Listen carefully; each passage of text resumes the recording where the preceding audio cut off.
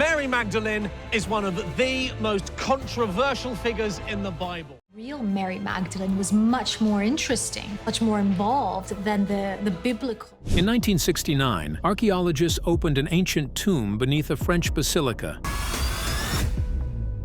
and discovered bones that would shake Christianity to its core. So these are fragments of Mary's bones. Yes. Vatican archives, whenever they're going to be opened, are going to reveal extraordinary levels of detail. When scientists finally sequenced the DNA from these remains, they uncovered a bloodline that the Catholic Church had spent nearly 2,000 years trying to erase. The genetic evidence doesn't just rewrite history, it reveals a secret so explosive that the Vatican immediately launched a massive cover-up the moment the results came back. What did they find in Mary Magdalene's DNA that terrified the Church so much? Let's examine the evidence that's been hidden for centuries. The tomb that changed everything. The Basilica of Saint-Maximin, La Sainte-Baume, sits quietly in southern France, drawing pilgrims and tourists who come to admire its medieval architecture and religious significance. For centuries, locals whispered stories about what lay beneath the stone floors, but nobody took these legends seriously until 1969, when a routine renovation project uncovered something that would turn those whispers into shouts heard around the world. Beneath the basilica's foundation, workers broke through into a hidden chamber that had been sealed for nearly 2 millennia.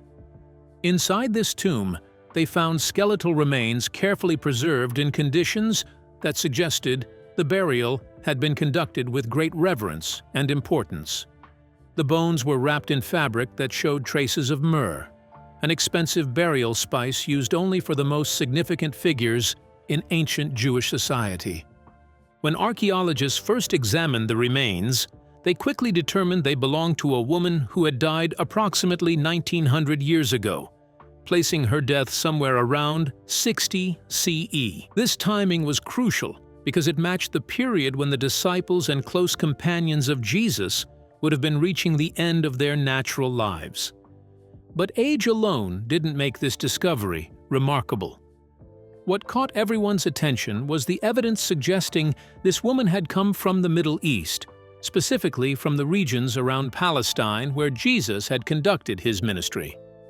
The burial practices, the presence of myrrh, and the style of the tomb all pointed to a Jewish burial from the 1st century, exactly the time and place where Mary Magdalene would have lived. The name Mary Magdalene appears in the New Testament Gospels more frequently than most of Jesus' disciples. She's mentioned more times than Thomas, James son of Alphaeus, Bartholomew, Thaddeus, and Simon the Zealot, names that many Christians barely recognize. Her name appears more than Thomas, James the son of Alphaeus, Bartholomew, Thaddeus, and Simon the Zealot. I mean, that's more than almost half of Jesus' disciples. Yet, despite her prominent role in the biblical accounts, particularly as the first witness to the resurrection, history had lost track of what happened to her after those pivotal events in Jerusalem. Traditional church teaching claimed she simply faded into obscurity, spending her remaining years in quiet reflection and prayer.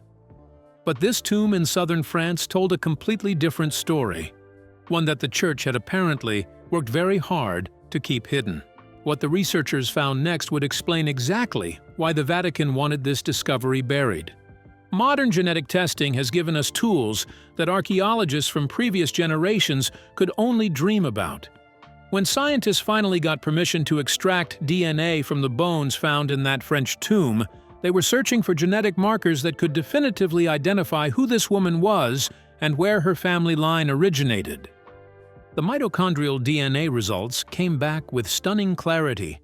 This type of DNA passes directly from mother to child through the maternal line without mixing or changing significantly over generations. It provides a clear genetic roadmap that can trace family connections across thousands of years. The analysis revealed genetic markers that matched Jewish populations living in the Levant region, the eastern Mediterranean area that includes ancient Palestine during the 1st century. The specific genetic profile indicated Jewish heritage from exactly the right time and place to match Mary Magdalene's known background. The woman buried in this tomb had undeniably come from the very communities where Jesus had lived and taught. But the genetic testing revealed something even more significant. Scientists found evidence that this bloodline hadn't ended with the woman in the tomb. The DNA showed patterns indicating she had given birth to at least one child, and the child had survived to continue the family line. When researchers began comparing this genetic profile to modern populations in southern France, they found something that should have been impossible. Several families still living in the region around the basilica carried genetic markers that matched the ancient DNA from the tomb. These were clear, direct maternal line descendants, people whose family trees traced back in an unbroken chain to the woman buried beneath the basilica nearly 2,000 years ago. The implications were staggering. If this woman was indeed Mary Magdalene, then her descendants had survived and thrived for centuries, quietly living in southern France while carrying a genetic secret that the Catholic Church had insisted didn't exist. The discovery raised an even more disturbing question. Why had the Church worked so desperately to hide this bloodline? The daughter history forgot. As researchers continued examining the tomb, they found something that explained why this site had been so carefully hidden and protected. The skeletal remains weren't alone in the burial chamber. Alongside the woman's bones, they discovered evidence of a second burial, a smaller skeleton that bone analysis suggested belonged to a young girl. Historical records from the medieval period, particularly documents preserved by groups that existed outside the Catholic Church's direct control, had long mentioned a daughter of Mary Magdalene named Sarah. These accounts had always been dismissed as legend or confused mythology. The Church certainly never acknowledged any such person existed. But here in this tomb was physical evidence that supported those old stories. The second set of remains showed the same Middle Eastern genetic markers as the adult woman DNA analysis, confirmed a direct maternal relationship between the two.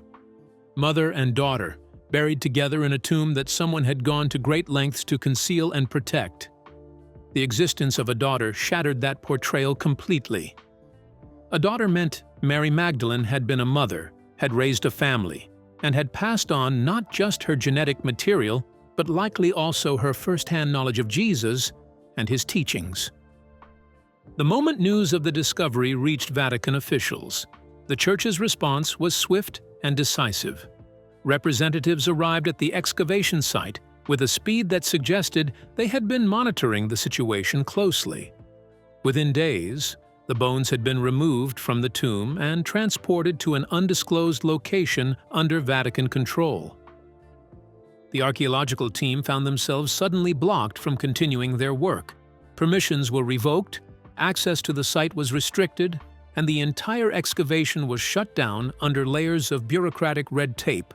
Documents related to the discovery were confiscated or classified, making it nearly impossible for independent researchers to verify or build upon the initial findings.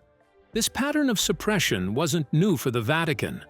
Throughout history, the Catholic Church has shown a consistent willingness to hide, destroy, or discredit any evidence that contradicts its official doctrines. Libraries have been burned, documents have disappeared, and researchers who ask uncomfortable questions have found their careers destroyed. But why would the Church go to such extreme lengths to hide evidence about Mary Magdalene? The answer lies in what her true story represented: a direct challenge to fundamental assumptions about power, authority, and gender roles that the Church had built its entire structure upon. For nearly 2,000 years, Christianity has been dominated by male leadership. The priesthood, the bishops, the cardinals, and the popes have all been men, justified by pointing to Jesus' choice of male disciples. As the foundation of the Church, women have been systematically excluded from positions of authority and taught that their proper role is supportive rather than leadership-oriented. But if Mary Magdalene was not just a follower but potentially Jesus' partner, the mother of his children, and a teacher who preserved and transmitted his most important lessons, then the entire justification for male-only leadership collapses. If Jesus trusted a woman with his deepest teachings, if he valued her wisdom enough to make her the first witness to the resurrection, and if he was even married to her and had children with her, then the Church's gender-based hierarchy has no biblical foundation. The genetic evidence from the tomb threatened to expose this truth. Living descendants carrying Mary Magdalene's DNA would be walking proof that the Church's official story was incomplete at best and deliberately falsified at worst. These people would represent a bloodline with a stronger claim to preserving Jesus's authentic teachings than the papal succession that traces its authority back to Peter. The historical documents that had been hidden away for centuries told an even more complete story. The writings the Church tried to destroy. While the Vatican worked to suppress the physical evidence from the tomb, other researchers were rediscovering ancient texts that told Mary Magdalene's story in her own words and the words of those who knew her. These documents, known collectively as the Gnostic Gospels, had been banned by the early Church and systematically destroyed wherever they were found. The Gospel of Philip contains passages that describe Mary Magdalene using the Aramaic word koinonos, a term that translates to companion, partner, or spouse. The text explicitly describes a close, intimate relationship between Jesus and Mary that goes far beyond teacher and student.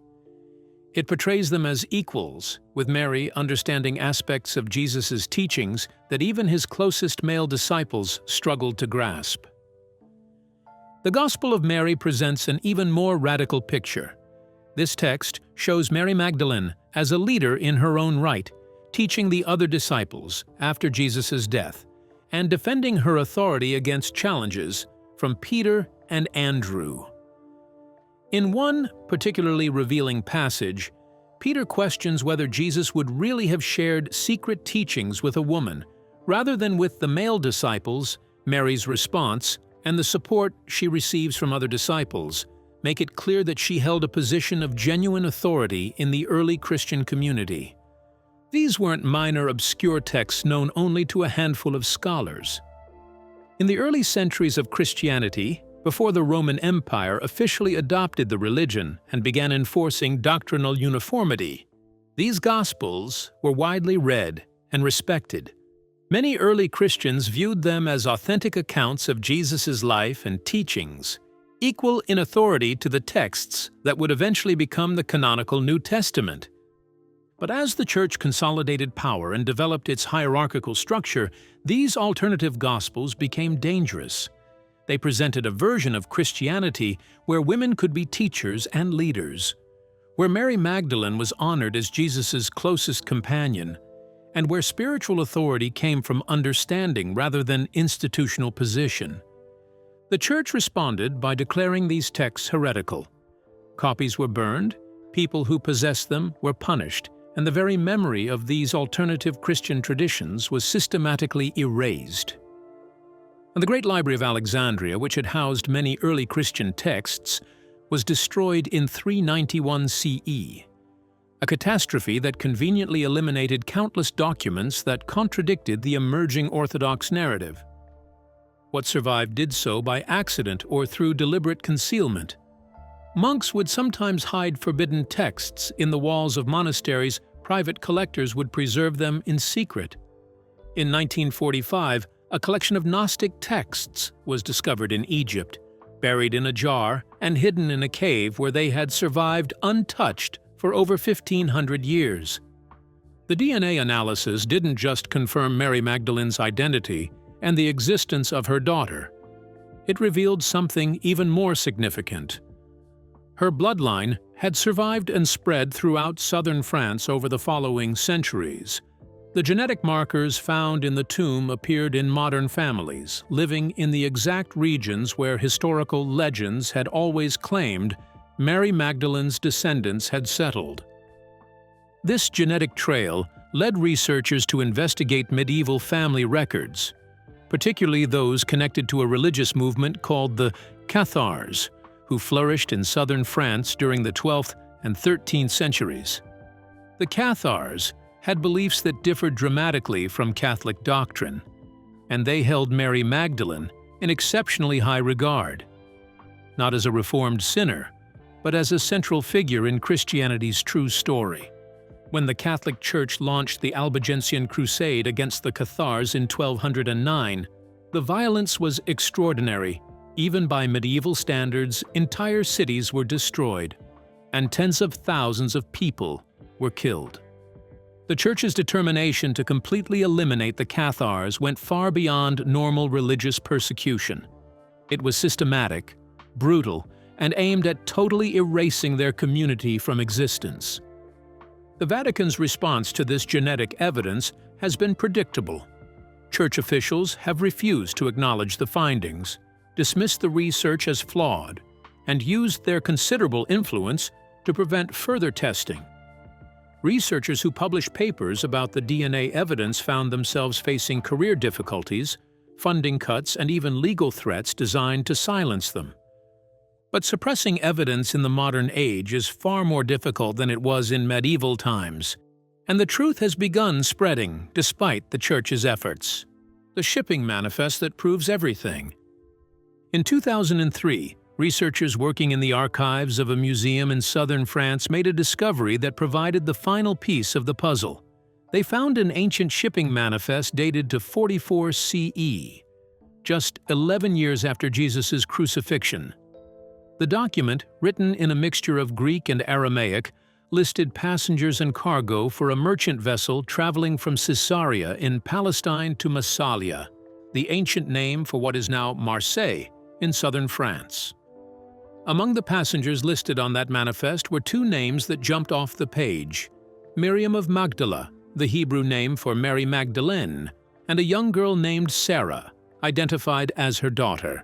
The manifest specifically noted them as political refugees fleeing Roman persecution, a detail that perfectly fits the historical context of the early Christian community, facing increasing hostility from both Roman authorities and traditional Jewish leadership. This document was a routine commercial record from a time when such manifests were kept for tax purposes and harbor administration. The paper it was written on, the ink composition, and the writing style all dated to the mid-1st century.